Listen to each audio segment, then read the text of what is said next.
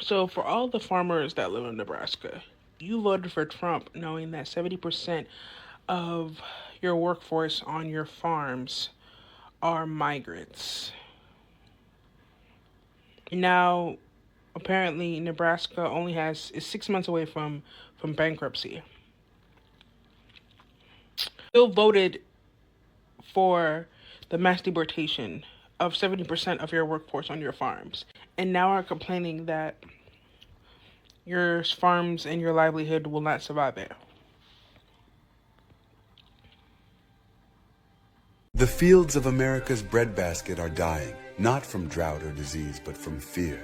After ice raids swept through California, Texas, and Pennsylvania like a plague, up to 70% of farm workers vanished overnight. Abandoned tractors rust beside rows of rotting crops, while the hands that once fed the nation hide in shadows or flee the country. The farms are silent now. No harvest, no workers, just the stench of decay and economic collapse. What was once a food... The breadbasket of America is rotting in real time. And here's what people don't understand about farming. You cannot pause a harvest like you pause a show. Those crops have a window. Miss that window. It's done. It's garbage. It's gone. Billions of dollars of food just decomposing in open fields. And the people who actually feed this nation are hiding in shadows right now, too scared to show up because they don't know if they'll make it home. That's not a labor shortage, that's a full system collapse. Food supply is becoming a famine pipeline, all because the government chose deportation over cultivation. Welcome to the harvest of fear. Now the heartland bleeds, producing panic, crates lie empty, fields wither under the sun, and billion-dollar harvests are left to rot like forgotten corpses. Are you tired of winning yet? For more, please like and follow. A farm worker died during a massive ice raid at Glasshouse Farms here in Camarillo, California, and his family just filed a $47 million federal tort claim against the United States government. The victim, Jaime Alanis, was 57 years old, and he worked for Glasshouse Farms for 10 years. And during that ice raid, he was running on top of a greenhouse, and he fell 30 feet to the ground. He was severely injured. He was taken to the hospital and unfortunately died from his injuries. His family is suing ICE, saying that the ice raid was completely reckless and they used excessive force, and this is the direct cause of Jaime's death. This case is going to be a big test on government accountability and how they carry out these ice raids. And in case you're wondering, yes, this is the same ice raid where they detained United States Army veteran George Redis, who was put away for 3 days. His family couldn't find him, and that's a whole separate story. He is also suing the federal government. This was one of the 57 years old, 10 years at that same farm, a decade of loyalty, and he dies falling 30 feet off a greenhouse roof because he was terrified. His family is now suing for $47 million, and honestly, no amount of money brings him back. But here's what cuts deep about this story. In that same raid, they detained a U.S. Army veteran for 3 days. His own family couldn't find him.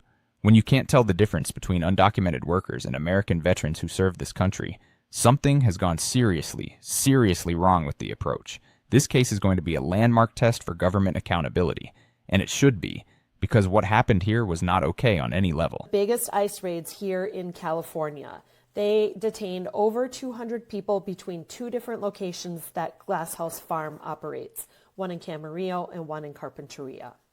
So I want to know, TikTok, do you think that the events, the operations, the missions that DHS and ICE are carrying out are excessive? And do you think that the federal government should be held accountable in these lawsuits? Let me know what you think in the comment section. Hey everyone, this is absolutely devastating. It is being reported that Jaime Garcia, a Mexican man and farm worker in California, just passed away in a Los Angeles area hospital after sustaining horrible injuries yesterday during a workplace raid in the fields of Oxnard, California. Yes, everyone, it is being reported that Jaime Garcia was one of hundreds of immigrants that was working yesterday in the fields of Oxnard, California, when ICE and Border Patrol agents showed up at the scene and started doing a mass operation. And according to initial reports, when immigration showed up, Jaime was on a structure. It's not clear where exactly he was. This is breaking news. A cannabis farm worker had passed away due to his injuries from the ICE raids that they tried to conduct yesterday in Southern California.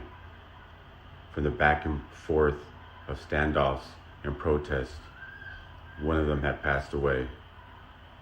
Horrible news to hear that no matter what's happening, even due to injuries of trying to get away, a person has passed away. A father, a brother, a son, a cousin, an uncle, a human being. And all he was trying to do was live his life, trying to get money for his family. This is just in, as now it's airing on ABC, NBC, and Fox. Farm worker just passed away due to his injuries after ICE tried to raid the agricultural farm, Cannabis farm, yesterday afternoon. Stay strong, my people. What happened with this year's wheat crop? A father, a brother, a son, a human being. That's how the last speaker described him, and that framing matters. Because when these stories become statistics, we lose something essential. This man wasn't a policy debate. He was trying to get money for his family. That's it. That's the whole story. And now he's gone. And what do you do next? Quit raining after we planted it in September. Didn't get hardly any snow all winter. It was extremely warm all winter, and still haven't got any rain this spring. It's been a complete disaster and failure. Have you ever had a wheat crop go this bad? No. No. What comes next for decisions for you? Leave it, tear it out, plant something else in it. Not sure. What else can we help you with now that we took care of the immigration issue? Can you bring them back? What? We need more workers. Apparently Americans don't want to do the jobs that immigrants were doing. But you've already spent billions on deporting them. It costs $18,000 to deport one person. Damn. Appreciate you paying taxes. So how much does it cost to undeport? That's not possible. Well, you gotta do something. There's a labor shortage. Okay. I guess we can make it easier for immigrants to come work here with the H-2A visa. That was an option. Yeah. But it will cause more immigrants to come into the U.S., allow us to exploit workers and lower wages for American workers. Why don't you just legalize the undocumented immigrants that are already here? That way they can work and pay taxes legally. We obviously need them, cause then we wouldn't be able to blame immigrants for everything. Also, ICE detention centers are making hundreds of millions in profit. It's a big business. Things haven't gotten cheaper since these mass deportations started, now that I think about it. Matter of fact, everything's gotten more expensive. Just be thankful you have a job. You're welcome. Actually, I just filed for bankruptcy. Oh, you're still my guy, though. The math here is genuinely painful to follow. $18,000 to deport one person, multiply that by millions. So you spend billions removing the workforce, farms collapse, food prices spike. Then you realize you need workers again, so you bring back a visa program. But wait, under the new version, wages are lower than before. So you destroyed lives, collapsed businesses, spent an obscene amount of money, just to recreate the same system, but worse for the people doing the actual work. Prices didn't go down. Let me repeat that. Prices did not go down. Everything got more expensive, and the farmers are filing for bankruptcy. That's not a policy win for anyone. That's just chaos dressed up as a solution. Make farmers great again. So you wanted proof that the immigration policy would be affecting everyone? Look at your grocery bill next month and the next coming months. ICE ramped up raids in places like Ventura County and parts of the Central Valley fields in California. They went through fields, they went through houses, you name it, grabbing people up. Now, farmers are seeing up to 70% of their workers not showing up to work, left by fear of being arrested. And that means fruits, vegetables are going unharvested, which means they're going to go bad in the fields.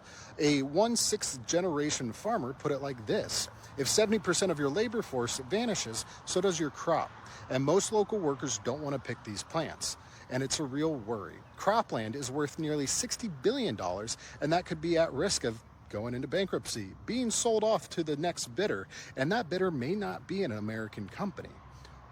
That could be a problem. Workers themselves are scared. One said, if I show up to work, I don't know if I'll ever come home to see my family again. The bottom line is, this isn't just hurting farms. It could raise food prices and disrupt supply chains nationwide. Be sure to follow along as I continue to provide updates, and let me know your thoughts below in the comments. Think working on a legal marijuana farm is safe if you have a green card or if you're undocumented? Think again. It's probably the least safe place to work. Just a few days ago, federal agents raided Glass House Farms in California. It's one of the largest licensed marijuana farms in the world. ICE was there. The National Guard was there. Dozens of undocumented workers were detained. Likely green card holders were detained. U.S. citizens detained because they were preventing ICE from doing their job. Now, here's what nobody's talking about. You're not a U.S. citizen and you're working on a legal marijuana farm. Even if it's legal in your state like California, you can be charged under federal immigration law with drug trafficking because marijuana is still illegal on the federal level. That includes growing marijuana, harvesting marijuana, trimming marijuana, packaging marijuana, transporting marijuana, selling marijuana, passive ownership of a marijuana dispensary or farm, or even admitting you did it in the past. They don't need any conviction.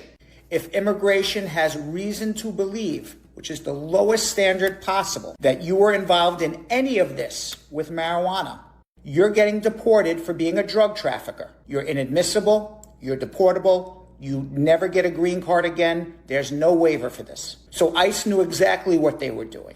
And I know this for a fact because I've seen green card holders deported in similar situations in the past, working on marijuana farms, owning marijuana farms. And if you're undocumented, you're permanently going to never come. This is critical information that almost nobody is talking about. If you're not a U.S. citizen and you work anywhere near the cannabis industry, even in a state where it's completely legal, you can be charged as a drug trafficker. They don't need a conviction, they just need reason to believe, which is the lowest legal standard that exists. Growing it, harvesting it, packaging it, even just admitting you did it years ago, all of that makes you permanently deportable with zero waiver available. These workers at Glasshouse Farms thought they were at a legitimate job, licensed operation, everything above board, paying into the system, and now some of them are gone forever. If you know anyone without citizenship working near cannabis, warn them today. Back again. So if you're not a U.S. citizen, stay away from marijuana farms, stay away from working on marijuana farms, stay away from working in marijuana dispensaries, because you could be charged as a drug trafficker.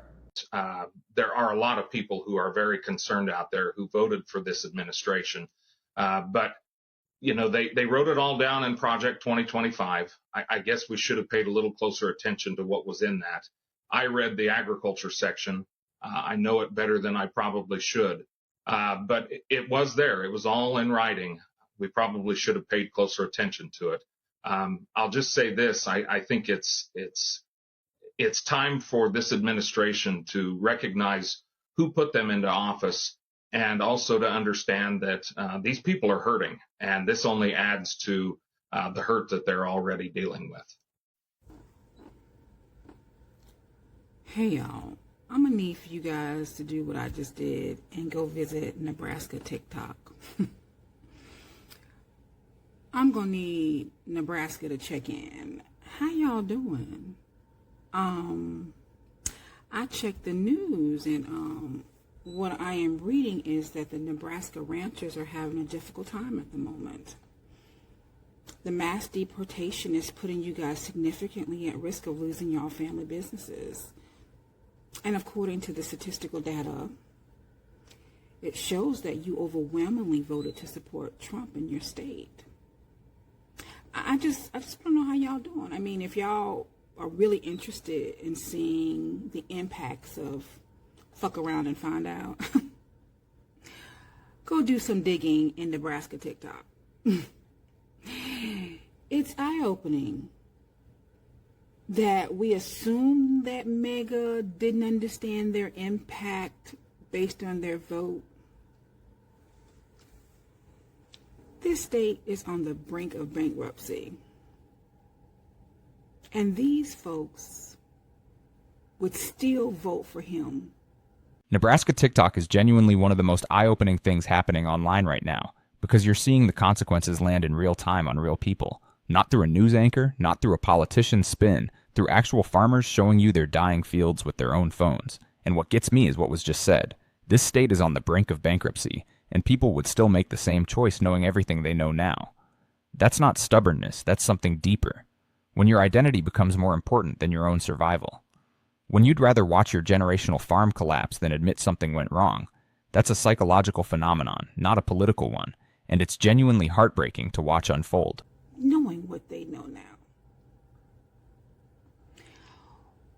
What kind of Jim Jones shit is this? I don't know, if you want some shits and giggles, go to Nebraska TikTok. Interesting. A farm in Nebraska.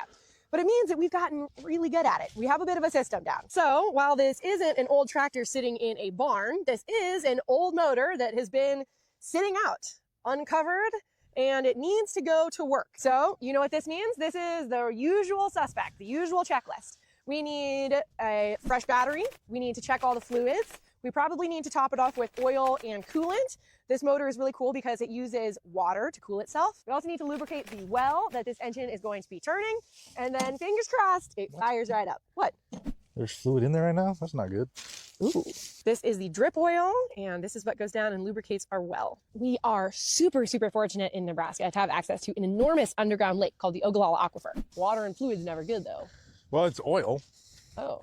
I mean, I just assumed it would be... Oh, it's dripping now, so... Okay. We get these pivot engines fired up while it's wide open spaces out here. Everything is just bare soil. But before long, we will be out here in shorts and... Oh, no, Grant. Did you see that? Grant. The wind. That was ridiculous. Try that again. Here, I'll try to block it. There we go. Oh. Wow. Shiny. That's pretty. Give us a couple months and we'll be out here. It's going to be 110 degrees and there's going to be soybeans all around here. Gotta get some water on them first. I sure hope they come up. We're going to a lot of work, paid a lot of money for those beans. Speaking of a lot of money, if you want to buy an engine like this to run a well, it's going to cost you about $15,000 to buy one of these. And if you want to get one rebuilt, you're looking at about $10,000.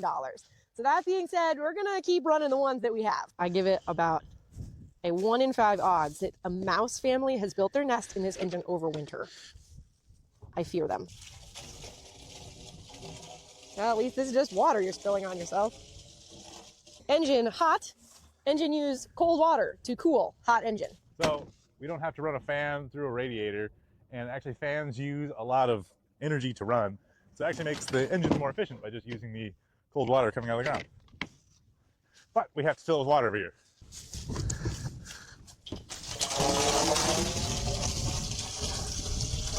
Maybe we should get some kind of funnel to use for that. Does anybody have any wishes to make? I guess you have to wait to blow them away, huh?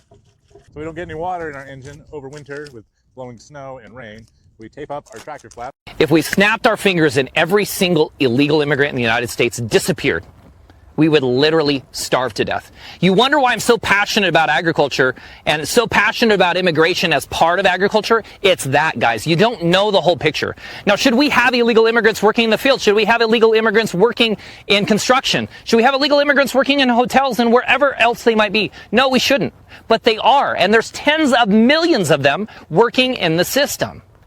So if we just say, hey, they got to get out of here, well, you have to have a solution before you just send people out the door. Now, I'm not talking about ethics today, and I've talked a lot about ethics. Let's just talk about economics. Let's just talk about the reality of economics. You send 10 million people out the door that are filling 10 million roles in the United States, and 80% of those people are working in agriculture. What do you think is going to happen? Do you think you're going to eat? This guy is breaking it down with zero fluff, and it needs to be heard. 10 million people filling 10 million roles, 80% in agriculture. You remove them without a replacement plan, and you don't have a policy. You have a famine. He's not even touching ethics here. He's talking pure survival math. Who harvests, who picks, who packs, who drives the tractors. You cannot eat outrage. You cannot feed your kids with a political position. And here's the part that really stings. He said we have to have a solution before we send people out the door. Not after the crops are rotting, not after the farms are bankrupt. Before, that's just basic planning. And that basic step got completely skipped. Tomorrow, if there's all of a sudden not people there to harvest, to pick, to pack, to drive the tractors, to do everything, pretty quick you'd find yourself without any food in your mouth, any food in your stomach, and you would be starving to death. That's why I'm so passionate about it, because we can't just be stupid. We have to have a solution. The ethics aside, I'm frustrated by the ethics because I know the people that we're talking about, but I think you still want to eat. So no matter what, we got to look at a solution and not just complain about all of the people who are here illegally, because you'll starve to death without them. It's just been harder and harder and harder to find those people to work. Bethany Gotts owns Quay's Farm in Mountain Home, but now with fewer workers, a lot of the manual labor is left up to her. She tells me she's tried hiring locally, but it's been difficult to find people willing to do the hard work. Finding a legal American here that is going to work as hard as an immigrant is nearly impossible. She even posted job openings on Facebook. I had 7 people contact me about it, and when I sent them the description, I had no people respond. She says hiring undocumented workers is not an option, with serious risks for both sides. One, you're going to get fined. You have unfortunately, an employee living in fear. They could get picked up at any moment, and then you're without an employee. To keep her farm running, Gotts is hiring high schoolers and is now looking into the federal H-2A visa program. I have endeavored to spend $200,000 to build a small worker housing so that I can get H-2 workers next year. Gotts hopes for long-term solutions that support both farmers and workers. The misnomer that farmers exploit immigrants is just so sad to me because, like I said, my friends and neighbors, we love our workers. They're our family. And they want to work, and they will work hard, and there needs to be a path for these people in our country because our government has failed them. And it is failing, I feel, the farmers. I hear people complain and look down upon farm workers all the time. They have this mentality that they're unskilled, that they're incapable. And a lot of the time when you're going by one of our fields and you see someone cutting asparagus or harvesting watermelon or working in the fields weeding, these guys might have more education than you. We have people in the fields with bachelor's and master's degrees. And why would they do that? It's because in their home country, if they're coming from Mexico, they can make more working in the fields here than they can with that professional degree in their country. So make sure that you kind of check yourself when you're thinking about those people that are working in the fields. It's about opportunity, it's about improving their life, and they are here willing to do the work so that they can improve their future. Here's what nobody tells. The misnomer that farmers exploit immigrants broke her heart, and you can hear it. Because she said it herself, these workers are family, and the woman before her proved something with a simple Facebook post. 7 people reached out about the farm job opening. 0 followed through once they saw the actual description. 0. So all this talk about immigrants taking jobs Americans want. Americans were given the opportunity and walked away from it. These farm workers sometimes have bachelor's degrees, master's degrees, more education than the people looking down on them. From their cars on the highway, they made a calculated decision that working in these fields pays better than their professional degree back home. That's not desperation, that's strategy. And we're treating them like they're disposable. About who really feeds us. About 2/3 of farm workers are immigrants and about half are undocumented. Farm workers are about 20 times more likely to die from heat exposure than any other worker. Many are exposed to hazardous pesticides daily without proper protective gear or health benefits. Most lack work comp and health insurance, and many are afraid to report injuries. The average farm worker earns about $17 per hour, but many earn a lot less, often below poverty line. Migrants are a huge portion of our workforce, and they feed America. If they can feed our country, we can fight for their safety. We should respect those that work so hard for our country. And maybe we should also acknowledge of who is now going to do this job. Or are we all just going to starve? Share this to make sure their stories are not ignored. America's food is picked by invisible hands. Have you heard what the farm workers are doing?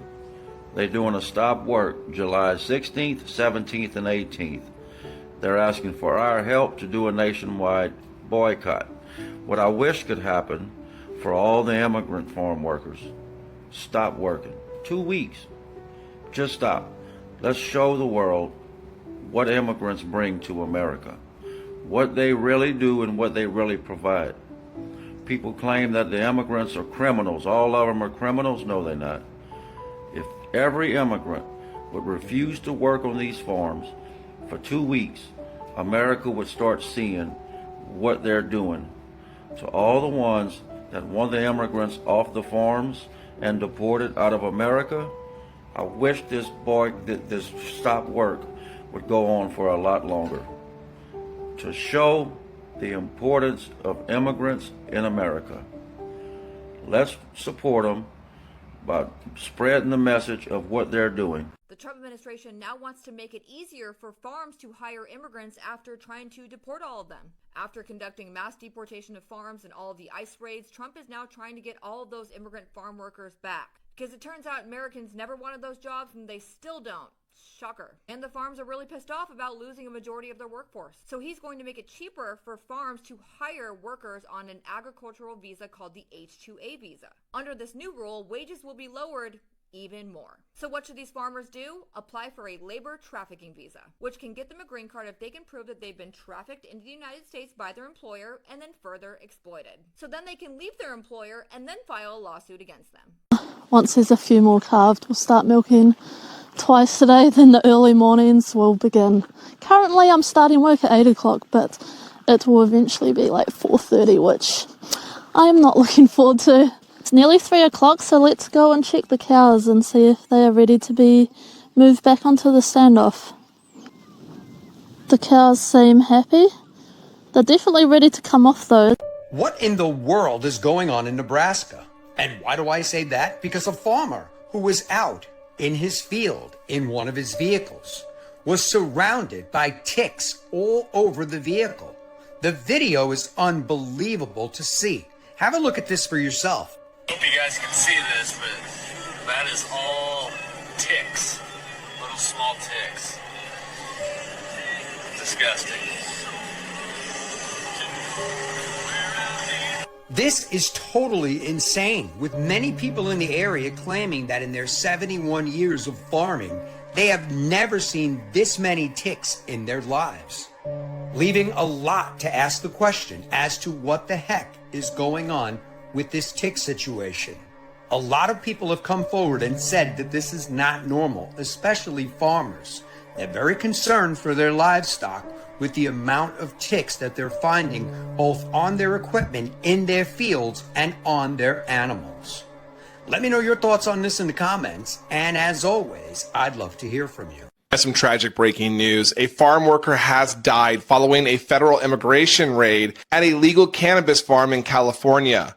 The man fell nearly 30 feet from a greenhouse while immigration agents and National Guard troops swarmed Glass House Farms in Camarillo. The man was rushed to the hospital in critical condition, but after fighting for his life for nearly 24 hours, he had died today, Friday, July 11th, from his injuries. This raid led to at least 35 arrests, including immigrant workers and protesters, and has sparked a national outcry. Witnesses say agents fired tear gas and rubber bullets. Helicopters were used and vehicles were even driven through the fields. The United Farm Workers Union confirmed the death, calling it a needless tragedy. 10 undocumented minors were also found working at the farm, prompting a child labor investigation. I do not have the name of the man that has died, but as soon as I do, I will share it with all of you. For now, let's keep them and their loved ones in our thoughts and our prayers. You guys, I will keep bringing this to you as it unfolds. My name is Jared Zisser. Follow me on Instagram and TikTok and subscribe to my YouTube channel. This is horrible. A farm worker in California who was harvesting carrots was struck by a truck while she was working, and the employers made the other farm workers continue working around her dead body. 58-year-old mother gone while working in the field, her daughter holding her in her last moments. On September 20, 2023, just before noon, farm workers were picking carrots after their break when a truck driver backed into Rosa Miriam Sanchez at the Grimway Farm in Yokoyama, 66 miles southwest of downtown Bakersfield. He's just going fast and he hits her. I see the truck jump, and at first I thought it was a water jug. I didn't really, So when he went back forward, that's when I realized there was a person, and when we ran up, it was Miss Rosa. After Miss Sanchez was killed, the workers asked, should we leave this part? And they were told, we just have to finish this part. Even though we need help, we're going to have to finish. So they brought another crew next to her, and they just finished that part over her dead body. And this could have been avoided because employees... This is where I need everyone to just stop and sit with what was just said. A woman was struck and killed by a truck in the field, and the other workers were told to finish the row. They brought another crew right next to her body and just kept going. That is the reality of how invisible these workers are to some employers. And we've spent this entire video watching farm after farm, raid after raid, death after death, people falling off greenhouses, people struck by vehicles, people hiding in shadows. These are the hands that feed 330 million Americans every single day, and the system treats them like they're completely expendable. If this video made you feel something, good, because feeling nothing is how we got here. Complained that this driver would go too fast and too close to workers. He had